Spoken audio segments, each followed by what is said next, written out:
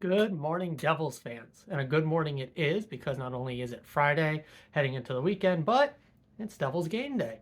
So we play the Capitals tonight at 7 o'clock, our second meeting with them this season. And we all remember how that first meeting went. The absolute spelunking in the first period by them on us, the jeers from the crowd, the crazy comeback into taking the lead in the second, into completely fumbling it at the line in the third period. So let's hope for a bit of a better performance tonight. But let's not get too ahead of ourselves because while myself included definitely thought the Capitals were going to be a lottery team this season, and they still likely will trend in that direction, especially with the recent news that they are going to be losing one of their best centers for likely the entire season.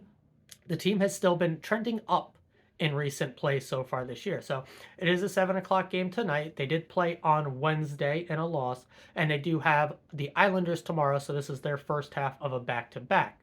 Now, I don't know which goalie is starting as of this recording, but hopefully we get Kemper because he has been not so great, while I believe it's Lindgren has been quite good, like very good. So hope for Kemper for tonight. That would be our best case scenario.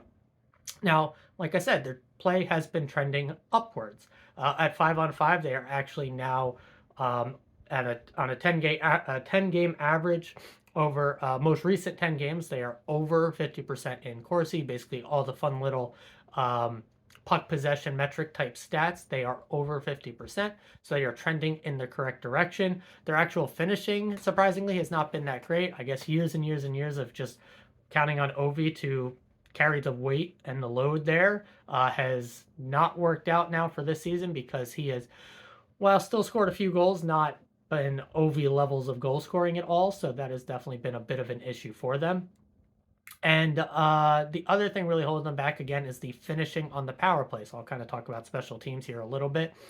Their power play has actually been fairly dangerous.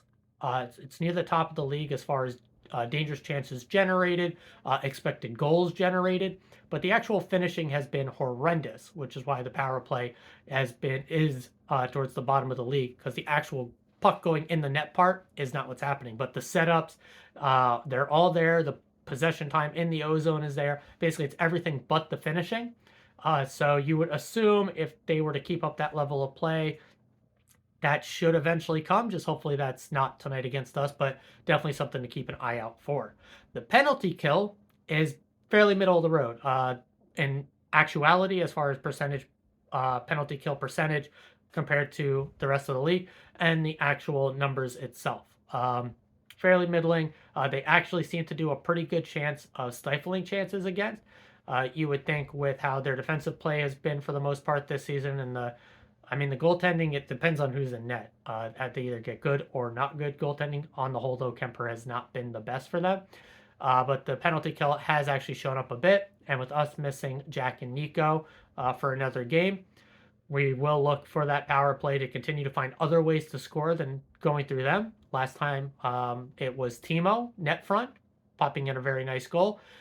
We still have Toffoli there on the one-timer options. We still have Bratt, who has been looking good.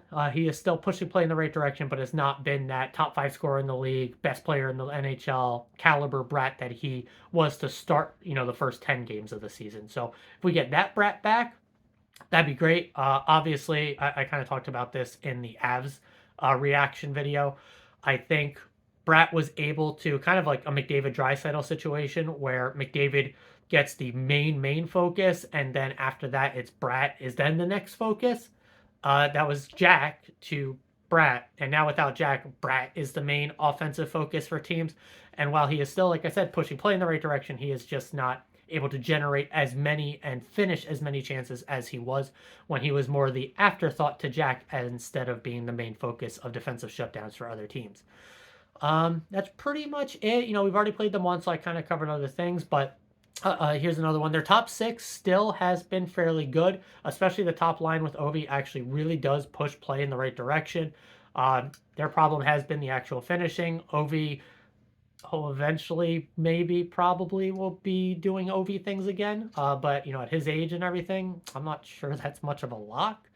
Obviously, going to set us up here for a big jinx tonight, but I'm sure the team will come in a bit more locked in and ready considering what they did to us last time. got them in our own building. Again, no Jack and Nico is a real stinker. Otherwise, you go into this game with full confidence. We're still in that finding out period of, are we able to fill in that hole with Dawson Mercer and Mikey McLeod kind of buoying and hoping to Foley, Timo, Brett can carry the bulk of the offensive load with hopefully some supplement from Luke and Dougie. Looked like, it wasn't so bad against the Avs. We did well against Chicago, a team we should do well again. I did warn that the Avs was probably going to be a game that was not going to go most ideally, which it didn't.